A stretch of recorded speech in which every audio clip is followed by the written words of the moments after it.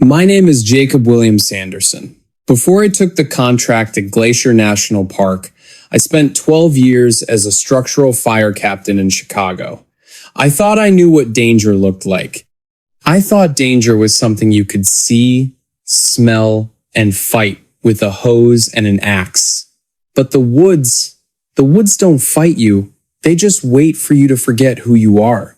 Whispering Pines Lake is tucked away in a glacial cirque that most maps don't even bother to label. It's a stunning piece of water, flat, dark, and so still it looks like a sheet of black glass dropped into a bowl of granite. The pines that surround it are ancient. Their branches so thick they block out the sun even at noon. They call it whispering because of the way the wind catches the needles, creating a sound that, if you're tired enough, starts to sound like a crowd of people talking just out of earshot. I was assigned to the lake after a seasonal worker named Sarah disappeared. She wasn't a hiker, she was a researcher studying water acidity. She had a base camp set up on the eastern shore. One morning, her radio checked in at 0800 hours. At 0900 hours, her GPS pinger went dead. When the first response team arrived, they found her sampling kit sitting at the edge of the water. Her boots were floating 20 feet out in the lake, tied together at the laces. But Sarah was gone. I arrived a week later to maintain the site while the official investigation was put on hold, which is Park Service code for "we don't know what happened and we're tired of looking." My first night at the cabin was suffocatingly quiet. The cabin is a small, one-room cedar shack about a half-mile from the water. I was sitting on the porch, cleaning my gear, when I heard it for the first time. It wasn't a scream, it was a whistle. A short, melodic trill that sounded exactly like the tea kettle in my old apartment in Chicago. I froze. I didn't have a kettle here. I only had a small camping stove, and it wasn't even on. "Hello?" I called out, my hand instinctively reaching for the heavy mag light on the bench. The forest didn't answer. But the whispering of the pines seemed to get louder, a low-frequency hum that made the floorboards under my feet vibrate. I shined my light into the tree line. The ponderosa pines stood like jagged teeth against the night sky. Then, a voice came from the dark. "Jacob, did you remember to lock the back door?" My blood turned to ice. It was a woman's voice. Soft, slightly raspy, with a North Side Chicago accent. It was my ex-wife, Claire. I hadn't spoken to her in 5 years. She was 3,000 miles away, and there was absolutely no reason, none, for her to be standing in the middle of a Montana wilderness at midnight. "Claire?" I whispered, my heart hammering against my ribs. Is that you?" I stepped off the porch, the dry needles crunching like broken glass under my boots. I followed the sound, swinging my light frantically. I knew it couldn't be her. I knew it was impossible. But the voice was so perfect, so identical to the woman I had shared a life with, that my brain refused to accept the logic of the woods. "Jacob, come here! I found something. It's so beautiful." The voice was moving further into the trees, toward the lake. I pushed through a thicket of brush, the branches scratching at my face. I didn't care about the protocol. I didn't care about the bears or the mountain lions. I just needed to see her. I broke through the final line of trees and reached the shore of Whispering Pines Lake. The moon was out, reflecting off the water with a cold, silver light. And there, standing right at the water's edge, wasn't a woman. It was a staircase. It was a freestanding set of wooden stairs, maybe 6 steps high, made of pristine white oak that looked like it had just been polished. It had no railings, no house attached to it, no foundation. It was just sitting there on the mud, looking perfectly out of place in the raw wilderness. And sitting on the very top step was Sarah's research notebook. I stepped closer, the whispering of the trees now sounding like 1,000 voices screaming in a library. I shined my light on the notebook. It was open to the last page. In Sarah's neat, professional handwriting, there was only one sentence written over and over again, covering the entire page. Do not step on the third stair. I looked up at the staircase. From the shadows beneath the third step, a pair of pale, elongated fingers reached out, gripping the wood with a strength that made the oak groan. I stood there, paralyzed by the sheer wrongness of what I was seeing. A pristine, white oak staircase in the middle of a Montana wilderness is more terrifying than any grizzly bear. It was an assault on logic. It looked like it had been plucked from a high-end Victorian home and dropped into the mud by some giant, invisible hand. There was no dust on the wood, no scratches, no signs of weathering, despite the humidity of the lake. The pale fingers gripped the edge of the third stair, their knuckles white and bony. They didn't move. They didn't retreat. They just stayed there, anchored to the wood. Jacob, please, it's so cold. Help me up. The voice, Claire's voice, wasn't coming from the tree line anymore. It was coming from inside the stairs, or rather, from the empty space beneath them. It sounded muffled, like someone speaking through a thick wool blanket.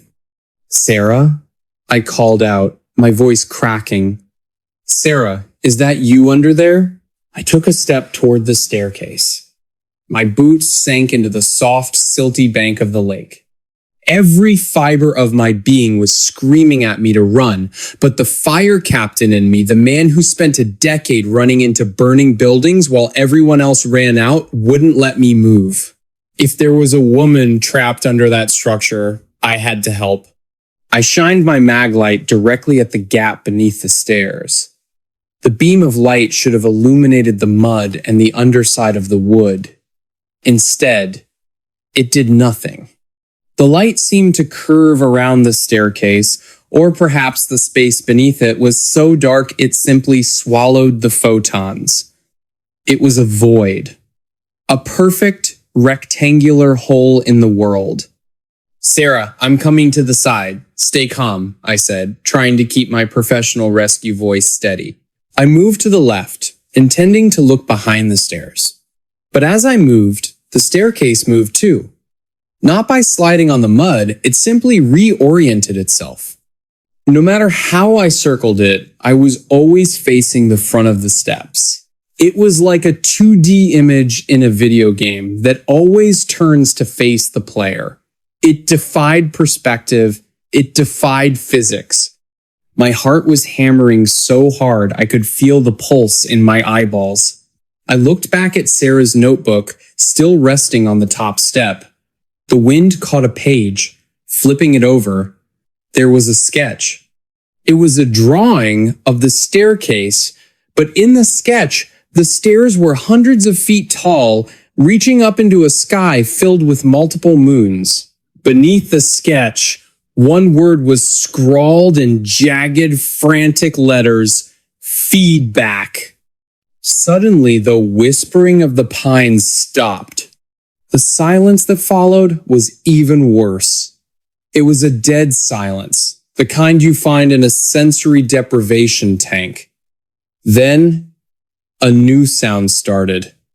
A slow, rhythmic thump, thump, thump from inside the stairs.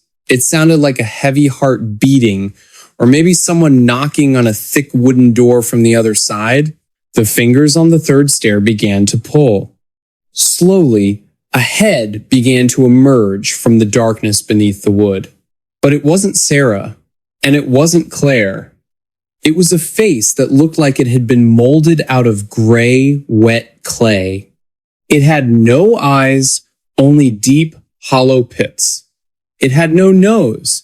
Its mouth was a wide, toothless grin that stretched from ear to ear, frozen in a silent laugh.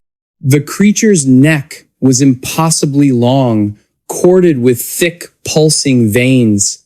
As it pulled itself further out, I saw that its body was fused with the wood of the third stair. It wasn't hiding under the stairs, it was the stairs. "Jacob," the creature said. This time the voice didn't sound like Claire. It sounded like me. It was my own voice, with the same Chicago rasp, the same cadence. "Step on the third stair, Jacob. We need to check the stability. It's part of the routine. Just a routine check." The creature started to mimic my own actions. It reached for its hip, where I had my radio. It tilted its head exactly the way I did when I was confused. It was recording me in real time. I backed away, but my heel caught on a protruding pine root. I stumbled, falling hard onto my back. My flashlight flew out of my hand, rolling across the mud until the beam was pointed directly at the lake. In the reflected light of the water, I saw them. There wasn't just one staircase.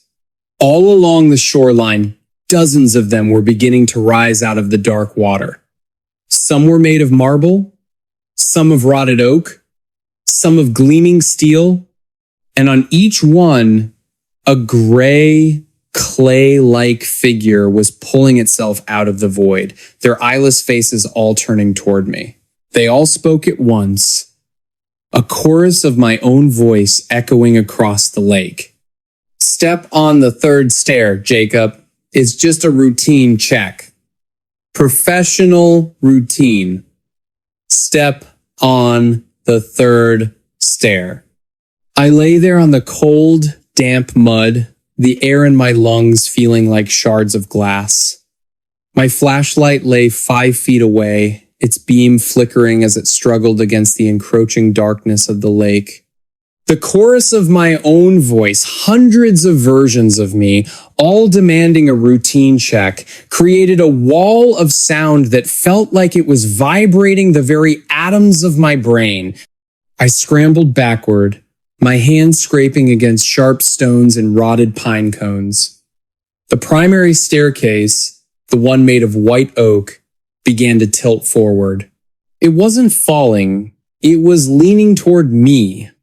The gray, clay-faced entity stretching its neck out until its toothless grin was inches from my face. "The structure is compromised, Captain." My own voice hissed from its throat. "We need a primary assessment. Just step up. 1 foot on the third, 1 foot on the void." I reached for my belt, searching for my flare gun. My fingers were numb, fumbling with the holster. As I finally clicked it open, one of the other staircases, a rotted, moss-covered thing, rose out of the water just inches behind me. I could hear the wood groaning as it displaced the dark lake water. Squelch, creak, squelch. I didn't look back. I pointed the flare gun straight at the face of the creature in front of me and pulled the trigger. Thump. The flare didn't explode against its face. Instead, the red ball of fire entered the creature's open, grinning mouth and vanished. There was no impact. No heat. The creature simply swallowed the light, and for a split second, its entire translucent neck glowed a sickly, pulsing red. It looked like a neon tube filled with blood. The creature's smile widened. "Thank you for the energy, Jacob. It's been so long since we had something bright." The whispering of the pines returned then, but it wasn't the wind anymore. It was the sound of Sarah. I could hear her voice coming from the trees, but it wasn't a call for help. She was reciting water acidity levels. 6.4. 6.2. 5.8. Over and over, a mindless loop of her professional routine, played back by the forest itself. I realized then what this place was. It wasn't a haunting. It was a recording studio. The pines, the lake, The stairs, they were all part of a massive organic mechanism that captured the echoes of people who were isolated enough, quiet enough to be heard. Sarah hadn't just disappeared, she had been recorded until there was nothing left of the original. The gray entity reached out a long, damp hand and gripped my ankle. Its touch didn't feel like skin. It felt like cold, wet silt. "Let go!" I screamed, kicking at it with my heavy work boot. Where my boot hit the creature, the clay-like substance didn't bruise, it sampled me.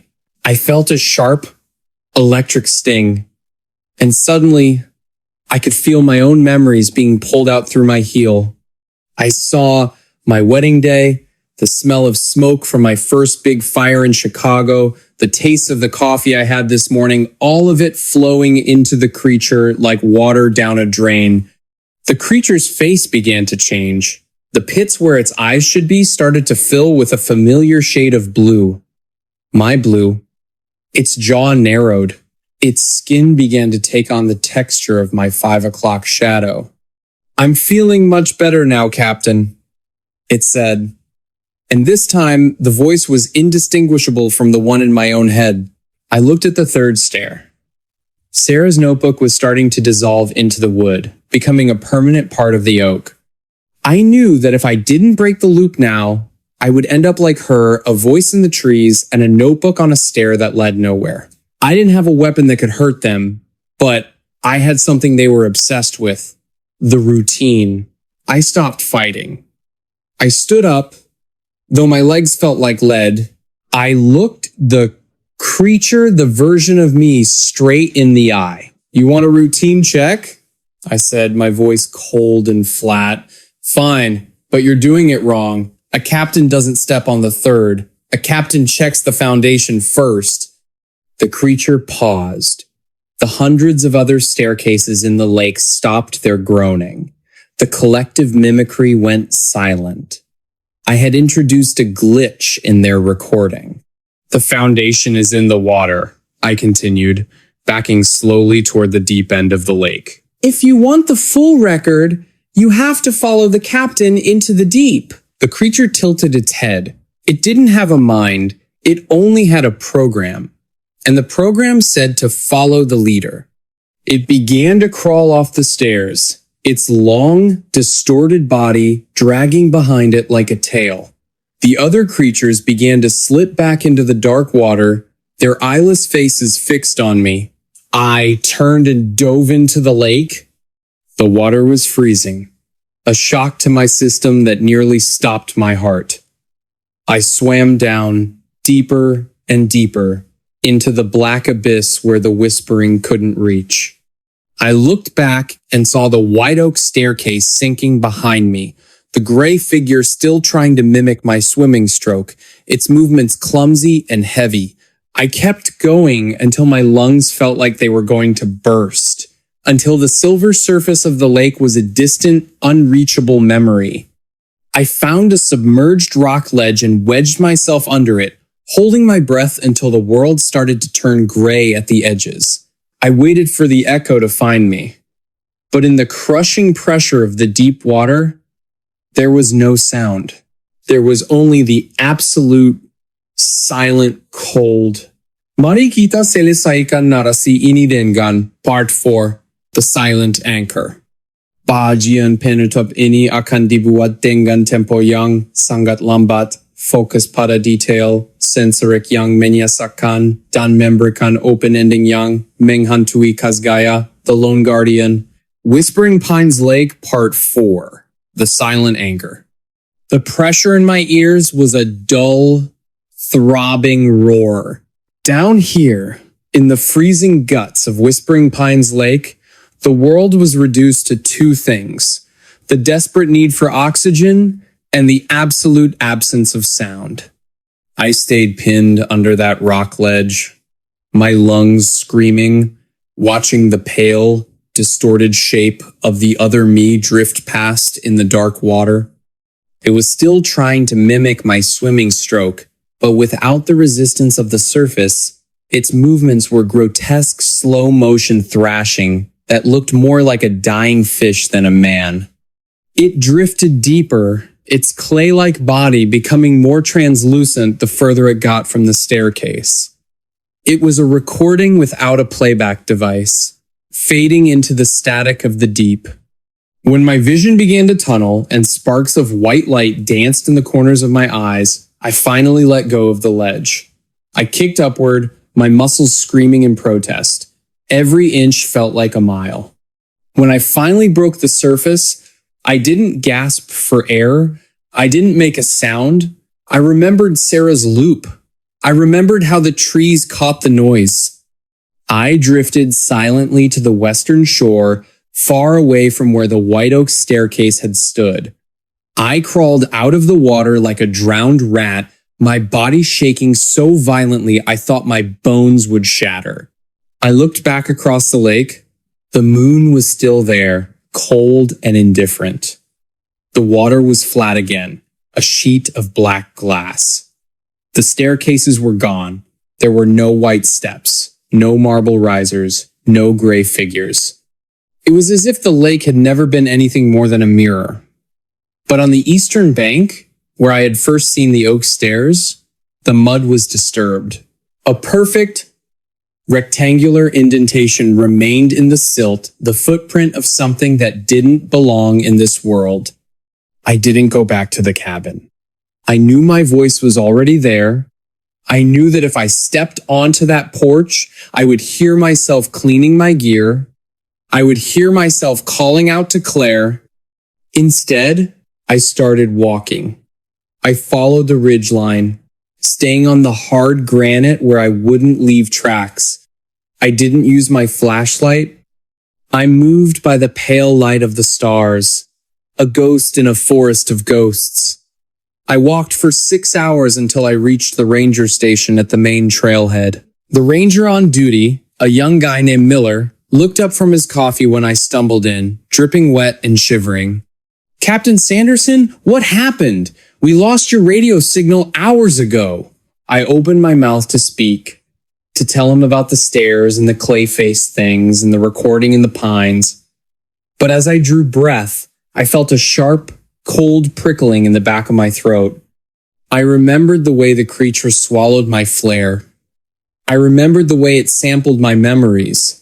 I realized that if I spoke, I wouldn't be the one talking. I would just be providing more material for the pines. I would be feeding the loop. I reached out and grabbed Miller's notepad and a pen. My hands were steady now, unnaturally so. I wrote, "Sarah is gone, site compromised. Do not send anyone else. Radios are not safe." Miller stared at the note, then at me. "Captain, you're shaking. Just sit down, tell me what you saw." I shook my head. I pointed at the note and then at the door. I walked out of that station without saying a single word. I left the Park Service the next day. I moved to a small town in the high desert of Nevada, a place where there are no trees, no lakes, and the only sound is the dry whistle of the wind over the sand. I live in a trailer with no radio, no TV, and no neighbors. I've been silent for 3 years now. People think I'm a mute, or maybe just a crazy vet who saw too much in the city. They don't know that I'm a guardian. I'm the anchor. As long as I don't speak, the echo of Jacob Sanderson remains incomplete. As long as I don't make a sound, the things at Whispering Pines Lake don't have a captain to lead them out of the water. But sometimes, when the wind blows hard from the north, carrying the scent of pine and wet earth, I hear it. I'll be sitting in my chair, and I'll hear a voice coming from the corner of the room. It's my voice. It's the voice of a Chicago fire captain, clear and authoritative. "Routine check, Jacob. It's just a routine check. Why is it so quiet in here? Did you remember to lock the back door?" I don't answer. I just sit in the dark, my heart beating in the silence, waiting for the sun to rise. Because I know that as long as I'm quiet, I'm still real. But I wonder if I'm the one sitting in the chair. then who is the one doing the talking? And more importantly, who is the one listening? My name is Miller. I've lived in the shadows of the Blue Ridge Mountains for all of my 34 years. Out here, in the deep folds of Appalachia, people have a different relationship with the woods.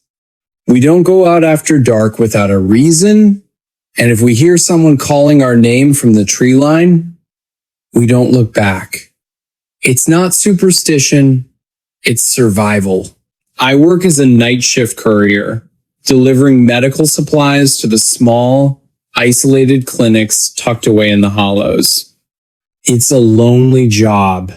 Hours of driving on roads that are more gravel than asphalt, with nothing but the hum of my old Ford and the occasional country station on the radio to keep me company. You see a lot of wildlife at 3A. Possums, raccoons, and of course, deer. Thousands of them. Their eyes catch your headlights like little glowing embers, frozen in that split second before they bolt back into the brush. You get used to deer. You learn to read their body language, the way their ears twitch, the way they move with a frantic, skittish grace. But 3 weeks ago, on a stretch of Route 58 that winds through the Jefferson National Forest, I saw something that broke every rule of nature I've ever known. The fog was thick that night, a heavy white blanket that clung to the road and muffled the sound of my engine. I was rounding a sharp bend when my headlights caught a shape on the shoulder. I slowed down, my tires crunching on the loose shale. It looked like a buck at first, a large one. Its coat was a matted, sickly gray, and its antlers were massive, asymmetrical, and jagged, like lightning bolts frozen in bone. It was standing perfectly still, facing away from the road, staring into the dense wall of pine trees. "Move on, buddy," I muttered, tapping my horn. The deer didn't bolt. It didn't even flinch. Instead, it began to turn its head. It didn't turn its body. Its torso remained fixed toward the woods, but its neck twisted with a slow, sickening series of wet pops. It turned its head a full 180 degrees until it was staring directly at my windshield. That was the first time I felt the wrongness. A deer's eyes are on the sides of its head, prey eyes, designed to see a wide arc of the horizon. But this thing, its eyes were in the front. They were large, forward-facing orbs, deep and intelligent, reflecting my high beams with a dull, predatory yellow. And they weren't round. They were shaped like human eyes, complete with heavy, sagging lids. My heart didn't just race. It went cold. It was a not deer. I'd heard the stories on Reddit and in the local diners. People talked about creatures that tried to look like deer but couldn't quite get the symmetry right. They said if you see one, you keep driving. You don't stop, and you definitely don't get out of the car. I shifted the truck into gear, my hands shaking on the steering wheel. As I began to pull away, the creature did something that made the hair on my arms stand straight up. It opened its mouth. It didn't bleat or snort. It let out a sound like a woman trying to clear her throat, a dry, raspy cough that ended in a low, vibrating hum. Then it stepped onto the road. It didn't move like a deer. Its joints didn't bend the right way. Its front legs were too long, ending in hooves that looked like they were trying to grow fingers. It moved with a jerky, stop-motion gait, its head still twisted backward, watching me as I accelerated. I watched it in my rearview mirror. As I gained speed, the creature didn't retreat into the fog. It began to run. But it didn't run on all fours. It reared up on its hind legs. Its spine elongated with a sound like dry branches breaking, and it started to sprint behind my truck, its front limbs dangling uselessly at its sides like broken wings. It was keeping pace with me. 40 miles per hour, 50 in the distorted reflection of the mirror. I could see its face, that long gray snout and those yellow forward-facing eyes getting closer to my tailgate. I slammed my foot onto the gas pedal. The old Ford's engine roared, a desperate metallic scream that filled the cabin as I pushed the truck to 60, then 70 miles per hour. On these winding Appalachian back roads, 70 is a death wish. The tires screamed as I took a sharp turn, the back end of the truck fishtailing dangerously close to the steep drop-off of the ravine. I looked in the rearview mirror, praying to see nothing but the receding white wall of fog. But it was there. The creature, the not deer, was still behind me. It hadn't just kept pace, it was closing the gap. It was still running on its hind legs, its body tilted forward at an impossible angle, its front hooves clicking against the asphalt with a sound like a hail of hammers. Every time it hit a patch of moonlight, I could see the way its skin moved. It didn't look like fur. It looked like gray, bruised leather stretched too tightly over a frame of mismatched bones. The most terrifying part wasn't the speed. It was the stability. Its head remained perfectly level. Those yellow, human-like eyes fixed on my mirror, never blinking, never wavering. It wasn't panting. It wasn't struggling. It was hunting. Go, go, go, I hissed, gripping the steering wheel so hard my knuckles turned white. I reached a straight stretch of road and floored it. The speedometer climbed to 80. My headlights cut through the mist, illuminating the dark trunks of the ancient pines that lined the road like spectators at a funeral. I thought I could outrun it. No animal, no matter how mutated, should be able to keep up with a V8 engine on a straightaway. But then I heard a sound that made my stomach drop. Thump. Something hit the roof of the cab. The entire truck shuddered. The metal above my head buckled inward, a shallow indentation appearing right where the dome light sat. I looked up, paralyzed with fear.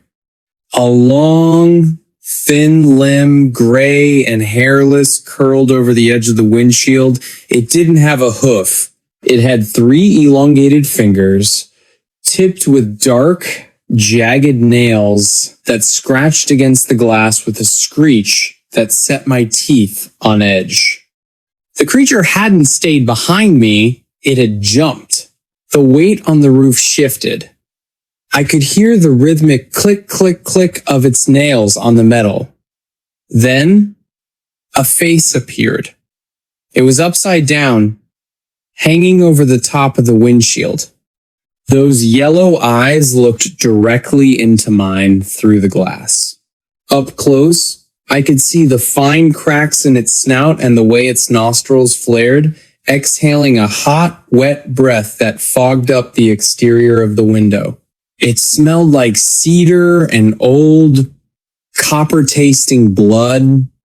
I swerved hard, trying to throw it off. The truck lurched to the left, the tires kicking up a cloud of gravel and dead leaves.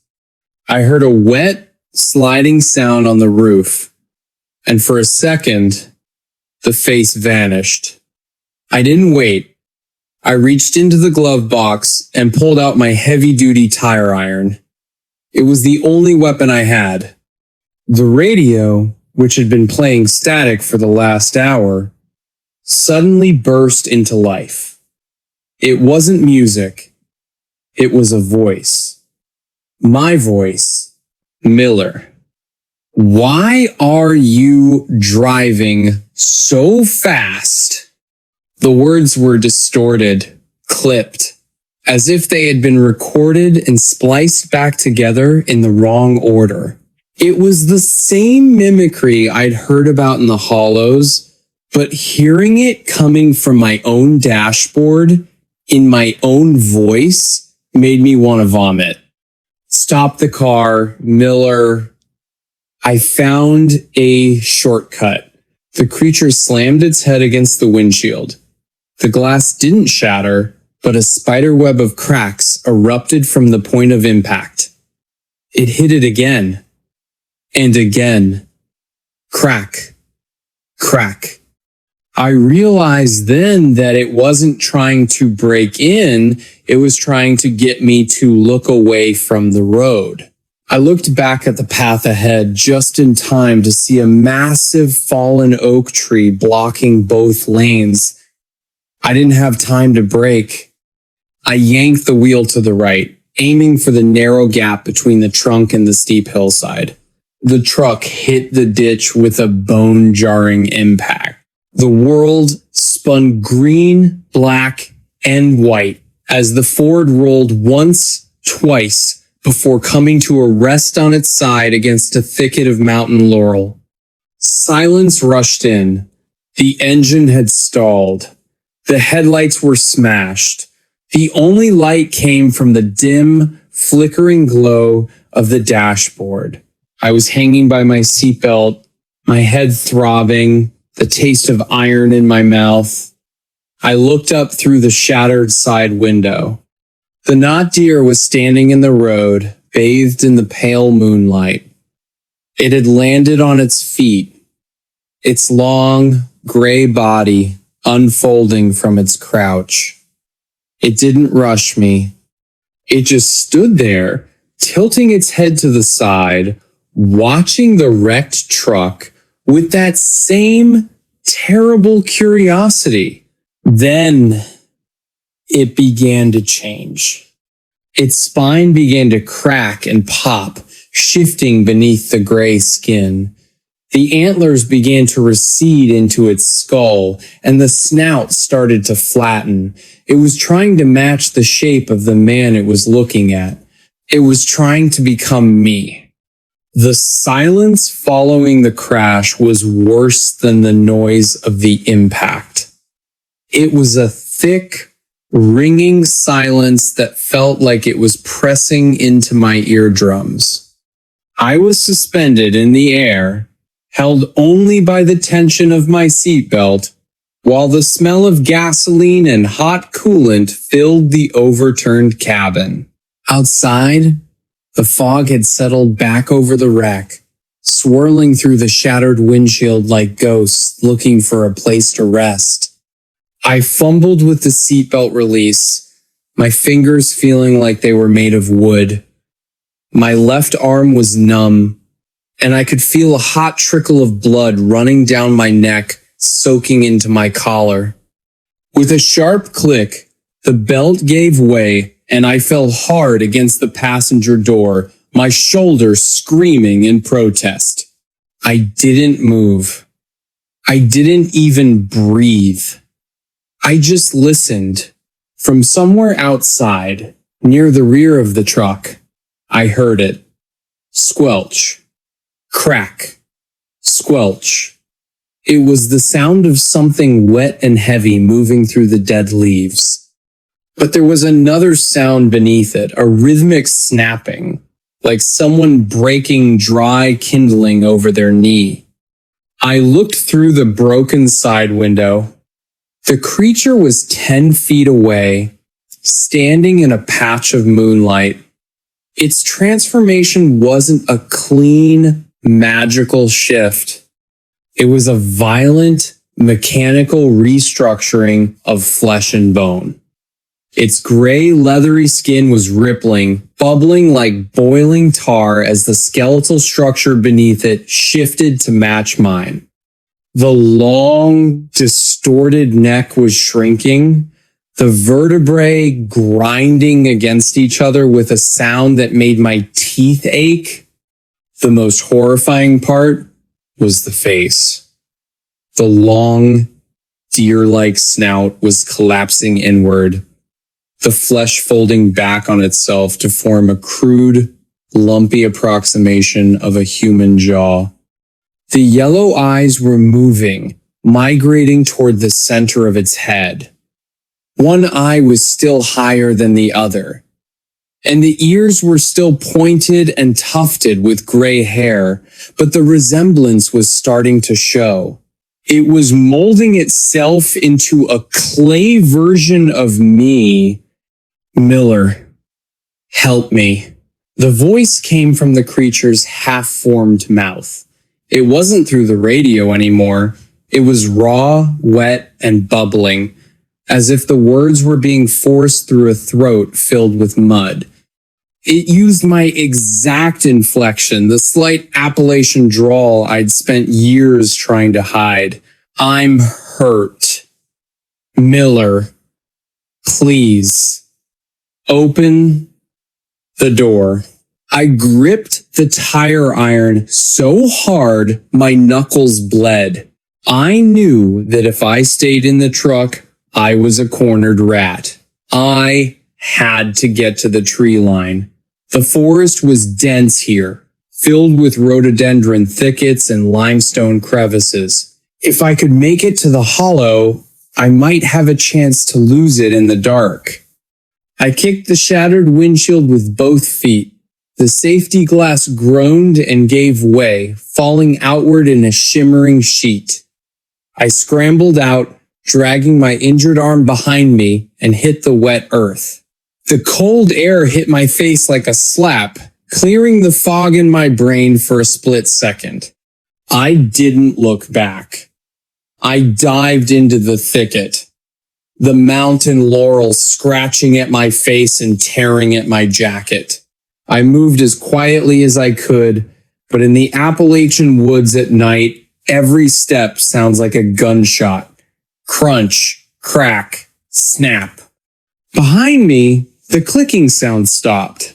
Where are you going? Miller? The voice was closer now. Much closer. I turned my head just enough to see a shadow moving through the mist. It wasn't running on its hind legs anymore. It was moving on all fours, but not like a deer. It was moving like a man on his hands and knees, its limbs elongated and its joints bending in ways that made it look like a massive pale spider. I reached a small limestone ledge, a drop-off common in these mountains. Below was a shallow creek, the water rushing over the stones with a steady, rhythmic hum. I slid down the embankment, the mud coating my clothes, and tucked myself into a small crevice beneath the ledge. I held my breath. I pressed my face into the cold, wet stone, praying that the scent of the mud and the rushing water would mask the smell of my fear. Then, the scuttling sound reached the top of the ledge directly above me. I could see its hands, those gray three-fingered things gripping the edge of the rock just inches from my head. The nails were caked with the red clay of the road. I could hear its breathing heavy, wet, and irregular. And then the creature began to sing. It wasn't a song I knew. It was a lullaby my mother used to hum to me when I was 5 years old, a tune I hadn't thought about in 30 years. It hummed the melody perfectly with the same soft, comforting vibration. It wasn't just taking my face and my voice. It was digging into the echoes of my life. It was looking for the parts of me that would make me stop running. It was looking for the routine of my heart. Sleep. Baby, sleep. It hummed, the sound vibrating through the limestone and into my very bones. I closed my eyes, a single tear tracing a path through the grime on my cheek. I knew I couldn't stay here. If I stayed, I would eventually answer it. I would eventually step out of the shadows and into its embrace. I looked at the tire iron in my hand. It was cold, heavy, and real. It was a piece of the world that didn't change, no matter what the woods tried to tell me. I waited for the humming to reach the final note. I waited for the creature to lean its head over the ledge to look for me. And as the gray, half-human face peered into the crevice, its yellow eyes searching the dark, I didn't scream. I didn't pray. I swung. The heavy iron bar connected with a sickening hollow thud. It didn't sound like hitting a skull. It sounded like striking a bag of wet sand. The creature didn't cry out. It didn't even recoil. Its head just snapped to the side at an impossible angle, the neck spinning loosely like a broken swivel. But those yellow eyes, those terrible forward-facing eyes, remained fixed on mine. The creature's mouth, now a jagged, lipless slit, widened into a grin that revealed rows of needle-thin teeth that no deer should ever possess. It reached out with one of those elongated, gray hands and gripped the tire iron. The strength was immense. I felt the vibration of the metal as it began to bend under the creature's grip. "Bad boy, Miller," it whispered, the voice now a perfect, terrifying blend of my mother's sweetness and my own adult rasp. "You always were too stubborn." I let go of the iron. I didn't have a choice. I scrambled backward, deeper into the crevice, as the creature began to pull itself down the ledge. It moved with a sickening liquid grace, its bones popping and snapping as it forced its oversized frame into the narrow space. The smell was overwhelming now, the scent of a 1,000-year-old grave that had just been opened to the damp Appalachian air. I found a small, narrow chimney in the rock behind me, a vertical crack that led upward toward the surface. I jammed my body into it, my heart hammering against the stone. I climbed with a desperation I didn't know I possessed. My fingernails tearing against the limestone, my boots slipping on the wet moss. Behind me, the scuttling sound grew louder. The creature was right there. I could feel its hot, wet breath on the soles of my feet. I could hear the sound of its nails raking against the rock, searching for a grip. "Come back, Miller. We are almost the same now." I burst through the top of the chimney and found myself back on the forest floor, a few hundred yards from the wreck of my truck. The fog was so thick I could barely see 5 feet in front of me.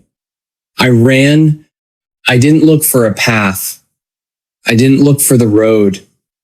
I just ran toward the sound of the creek, hoping the rushing water would drown out the sound of my own footsteps. I ran until my lungs felt like they were filled with burning oil. I ran until the trees began to thin and I saw the distant, flickering lights of a 24-hour gas station on the edge of the forest. I didn't stop until I reached the asphalt.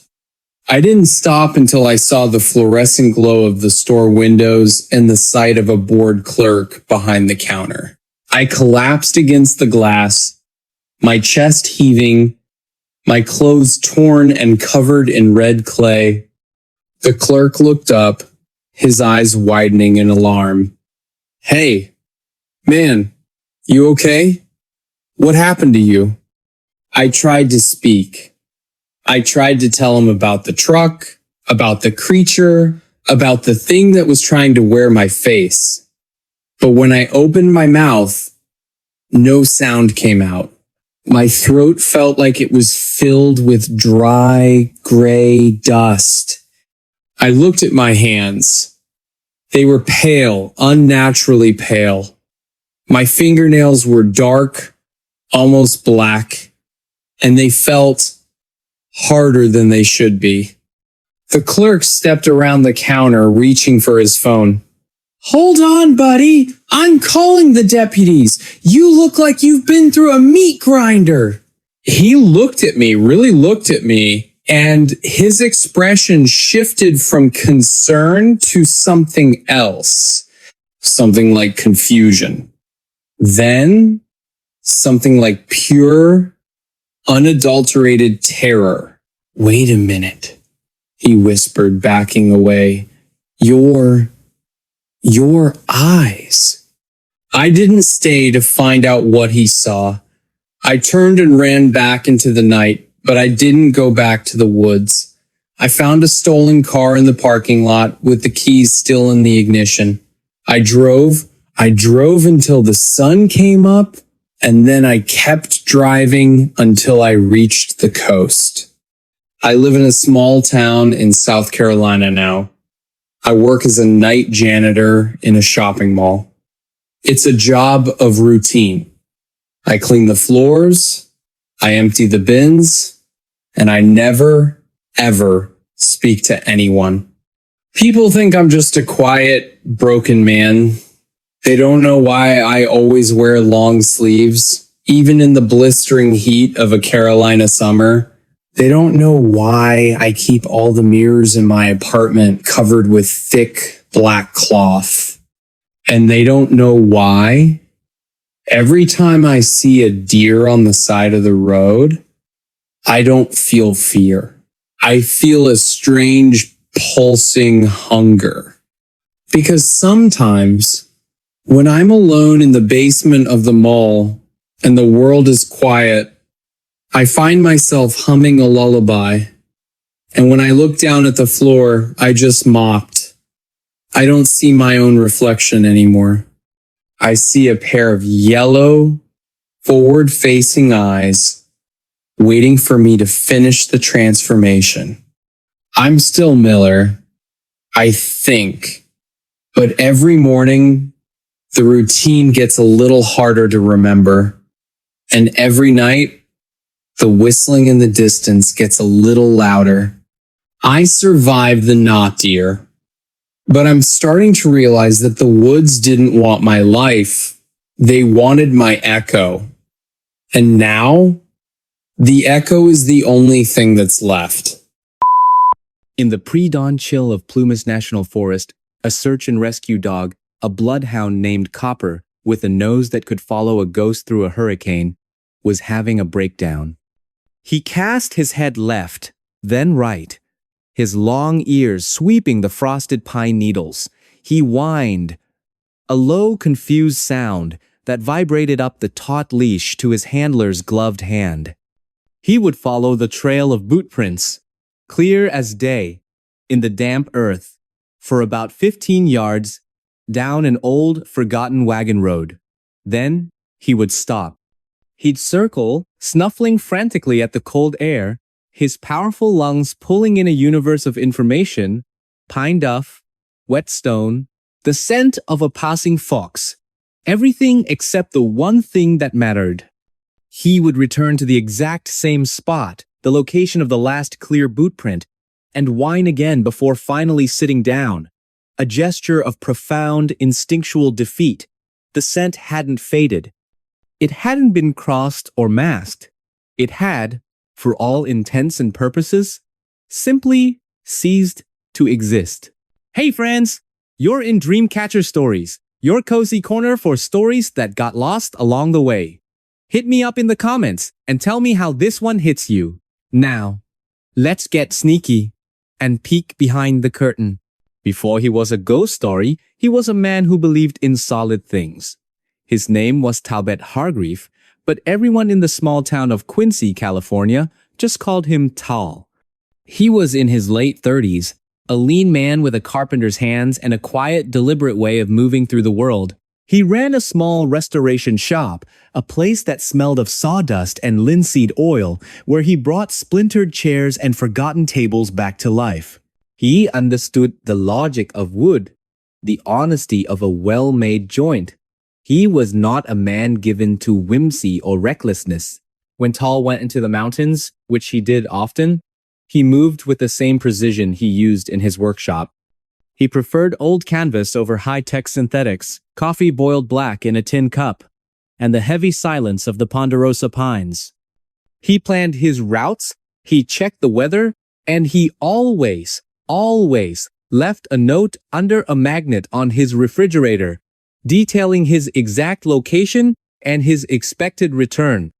He camped as if the forest itself were grading him on his neatness and respect. On the Friday morning, he disappeared. In late October of 2015, Mariela Quint, who ran the coffee window on Crescent Street, remembered him clearly. He'd bought a cinnamon bun and his usual black coffee, grinning at the crisp autumn air. He was heading up toward Bucks Lake, he told her, to a little spur road he knew, a place where the wind in the dogwood sounded like a river. He had a map, folded twice in his pocket. He had an orange-knobbed compass that had been his father's. He had an old film camera, a Nikon, to capture the way the frost looked on the stiff blades of meadow grass. He'd be back by Saturday night, he promised. He'd bring her a picture of a stump he'd found that was shaped like a crown. He was a man of simple plans and kept promises. The land he drove into was ancient and steeped in stories older than the logging roads he followed. The Mountain Maidu people, who have lived in these mountains for thousands of years, tell of the world maker who shaped the meadows and the peaks. But they also speak of the coyote, a trickster figure who interfered, bringing chaos, death, and suffering, making the terrain rugged and difficult on purpose. Tal drove his aging, marigold-colored truck through a landscape carved by monsters and mischief. A world where man-eating giants once lured travelers into barbecue pits and devilish imps were sealed inside canyon walls. He was a man of rules and order, entering a place that, according to its oldest stories, had been designed to break them. By late afternoon, the lake was a sheet of flat, cold glass. Tal parked at the turnout, shouldered his faded pack, and began the hike up Bluebird Shelf, a granite bench that overlooked the water. His plan was simple, and therefore beautiful. He would make camp in a ring of firs just before the trail got serious. He would sleep, wake before dawn, and walk to a high meadow to watch the sunrise. He had no heroics on his schedule. He just wanted to count the colors the world could be when nobody wanted anything from him. By twilight, he had a small, legal fire crackling in a stone pit. His weathered khaki tent, the one with a scar near the door he'd sewn with dental floss years ago, was pitched perfectly. He brewed his coffee, added a fingertip of whiskey, and listened. The dark came on like a slow-held breath. Coyotes tuned up on a distant ridge, their voices rising and falling in a song as old as the hills, then went quiet again. The world was in its proper place. Shortly after 9, he zipped himself into his sleeping bag and closed his eyes. The first light arrived without a sound. At first, he thought it was a hiker's headlamp. Far down the slope, cutting through the trees with that familiar, searching swing. But the light was wrong. It didn't fan out or bounce with the rhythm of a person walking. It moved behind the tree trunks as if the trunks were made of smoked glass, a solid pale orb that seemed to breathe. It crossed a hollow to the east, stopped, then widened and thinned, like a coin being turned on its edge and then laid flat. Tal lay on his side, the tent wall, a thin membrane between his world and that. He listened for footsteps, for the whisper of brush, for an engine. There was nothing. Only the cold, silken sound of the creek and the faint snap of the cooling rocks in his fire pit. He did what any rational person would do. He told himself a story to make it make sense. It was a hunter on a lower road. It was a drone, one of those new, quiet ones. It was an old miner's lantern, a piece of local lore, caught in a breeze. The light seemed to consider his logic, took one last slow breath, and blinked out. Tal waited. He counted 30 of his own breaths, then let the heavy, earned sleep of a day spent outdoors slide over him like a blanket. The second light woke him near midnight. This one was closer. It lifted from the creek bed and burned with the steady, unwavering flame of a candle inside a glass jar. It did not flicker. And it did not throw shadows. That was the first thing that truly broke the lock on his rational mind. He held up his hand, a few inches from the tent wall, and saw no crisp, dark outline of his fingers. The light illuminated, but it did not cast darkness. The air grew still. The ceaseless hum of insects went silent. The light paused near his fire ring, as if contemplating the circle of cold ash. Then it rose, by a hand's breadth, and made a slow, deliberate turn. There was no sound of a footstep, no crunch of gravel, no drag of a branch. It didn't ring any of the bells the mind uses to categorize the world and stay calm. Tal whispered a curse he wouldn't remember later. His mouth was suddenly bone dry. The light drifted toward his tent. There is a moment that can happen on a night deep in the wilderness when the air itself feels like a long hallway, and you feel like you are both inside and outside of your own life, a spectator to your own fate. Tal's hand, trembling slightly, found the zipper. He pulled it down just a hand's width. A sliver of cold air slid in like a knife blade. The light hovered just beyond the flap. It was not a ball of light, but a shape, like a slow heart pulsing, small, then full. A pale, amber color. It carried a low hum that wasn't a sound, but more the memory of one. A vibration you felt in the bones of your jaw. He put his face to the gap and inhaled. The air smelled of wet stone and something like metal warmed by the sun, though the sun had been gone for hours. The light answered his proximity by shrinking, then brightening, then pulling itself into a thin, impossibly bright thread before slipping past his line of sight, gone. Tal fell back onto his sleeping bag, his heart a frantic drum against his ribs. He felt a wave of relief so profound it was dizzying. But he also felt something else, something cold and strange. He felt like he had been seen, weighed, counted. He told himself he would mark the spot in the morning. He would write the time in his notebook. He would not let the forest rearrange his memory. What the searchers would later piece together, from the disturbed moss and the faint scuffs in the dirt, suggested that Tal stepped out of his tent a little before 1 in the morning. The light had come back a third time. It was brighter now, and farther away, down on the lower slope by a dead, skeletal tree. The night had that deep, crystalline quiet that makes a single snapped twig sound like a window breaking. He stepped into his boots, but didn't lace them. He slid his arms into his jacket. If he took his camera, no one ever found it. If he took his compass, it was never recovered. He stood in the open, the cold air turning his breath to smoke, so still that frost began to slick the dark hairs on his head. The light down below lowered until it almost kissed the ground, as if bowing. It stretched into an oval, then into a strange, narrow mouth of brightness. Then it returned to its slow, pulsing heart. It turned once, the way a bird will turn mid-air to remeasure a wind, an invitation written in a language without words. Tal took a step downhill, then another, then a third. He was following. In the old folklore of the world, from the bogs of Ireland to the swamps of Louisiana, there are stories of ghost lights, of corpse candles, of the will-o'-the-wisp. They are described as mischievous, sometimes evil lights that lure unsuspecting travelers from their path and lead them to their doom. Tal, the man of logic and straight lines, was now following one. He moved past the grinning stone, past his fire circle, across a small spill of loose rock, where his boots scraped softly. He should have turned back. Every instinct, every bit of his woodsman's training screamed at him to turn back. But the light kept its steady, patient pace, and Tal, who had raised barns and driven through blizzards, who felt sure of his place among living things, could not convince himself that he was not being asked a question he was meant to answer. The light glided down into an old wagon road.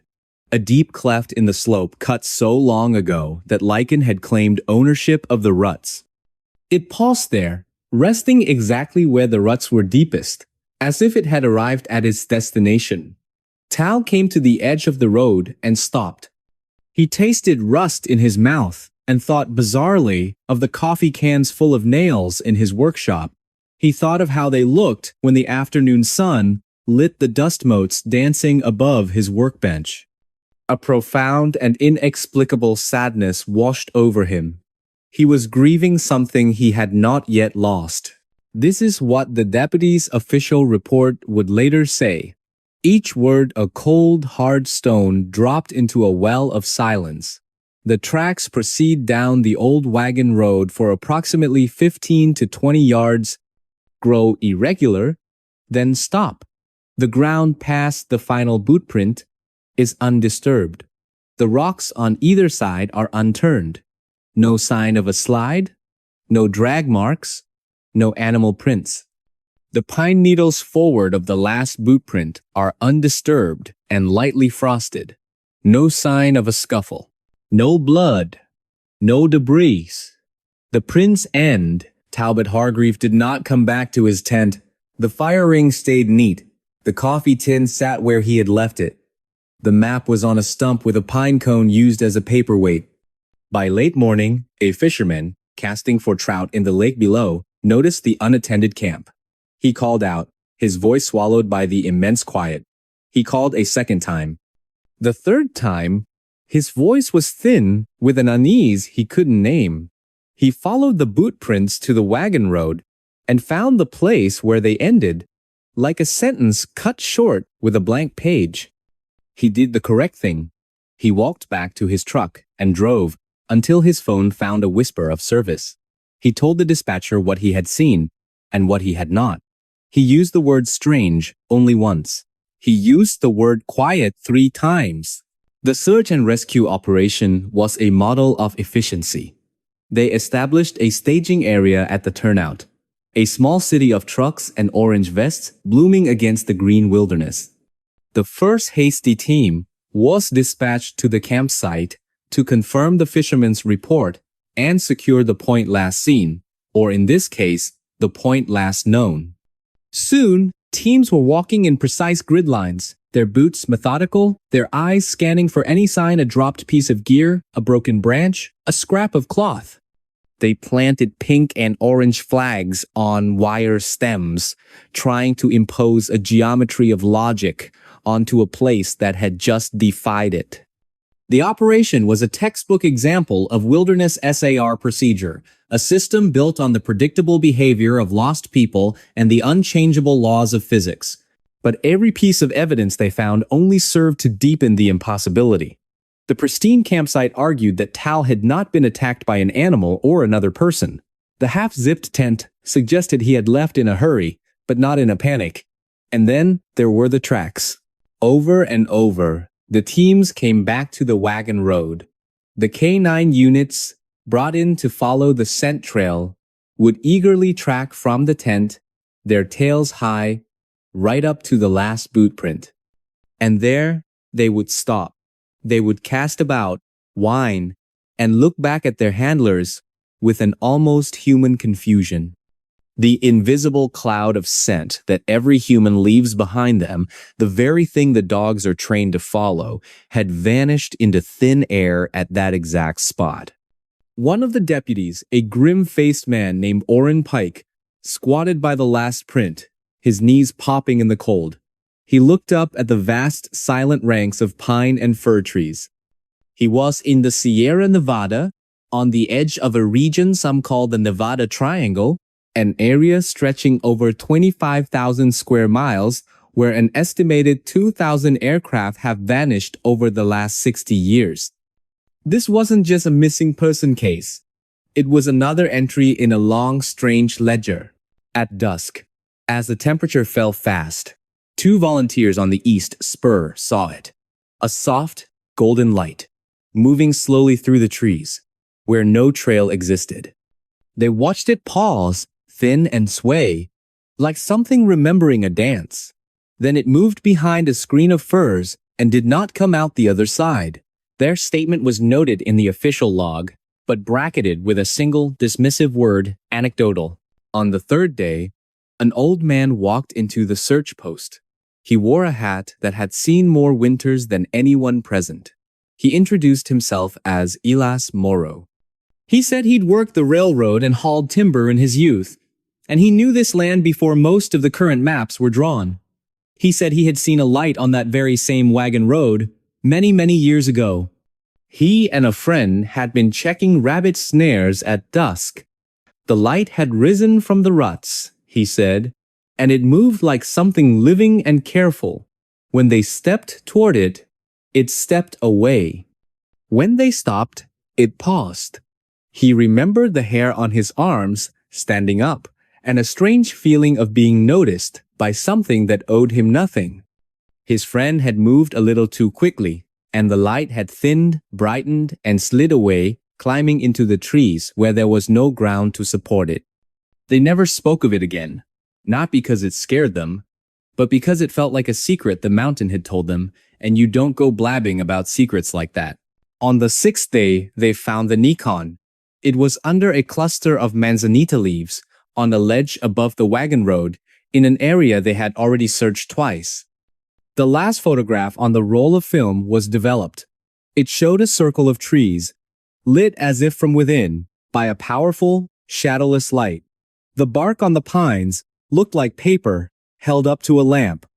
The light source itself was not visible, only the consequence of it.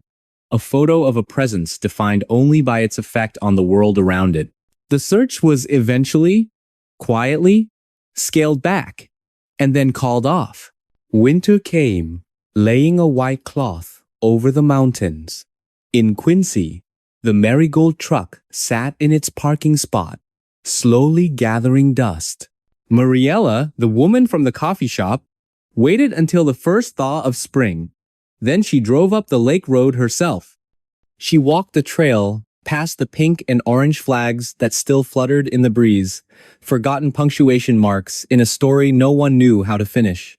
She came to the wagon road and stood at the edge of the ruts. The air grew still. A small bird made a single, curious chirp, then fell silent. The trees seemed to be holding their breath, an audience waiting. Mariella inhaled, and the air smelled of cold water and iron. She lifted her hand to shade her eyes, a useless, instinctive gesture against the deepening twilight. And then she saw it. It rose slowly from the ruts, as if waking from a long sleep. It was not bright. It was a presence the size of a human heart, the color of warm honey in a glass jar. It did not throw a shadow. It did not warm the air. It simply regarded her the way a deer regards you from the edge of a clearing, wanting to know if you are a threat or just a passing shadow. Mariella's breath left her in a soft, soundless oh. She took a half step forward, and the light brightened and thinned in response.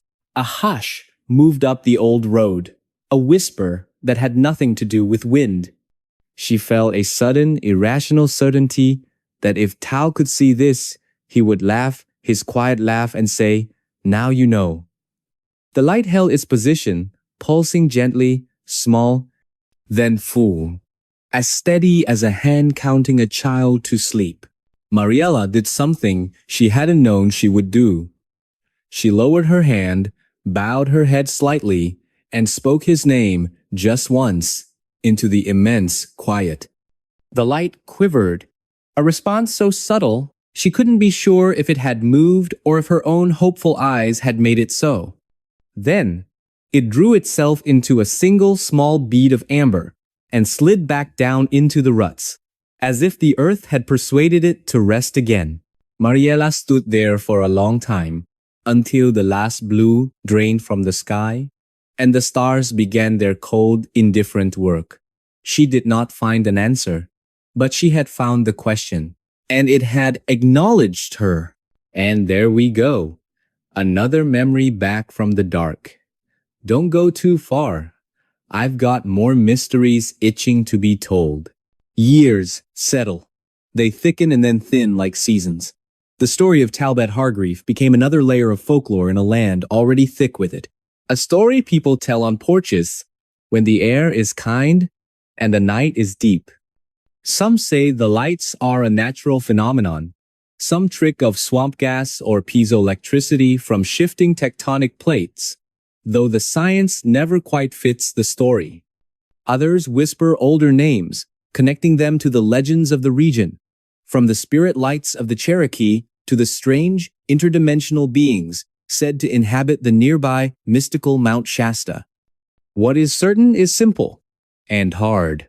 Talbot Hargreave walked from his tent on a clear night toward a light that moved as if it were thinking. He stepped onto an old road, and then he stepped out of our world. His footprints ended. His leaving did not. What do you think happened to Tal?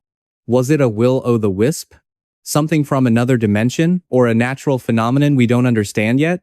Let me know your theories in the comments below.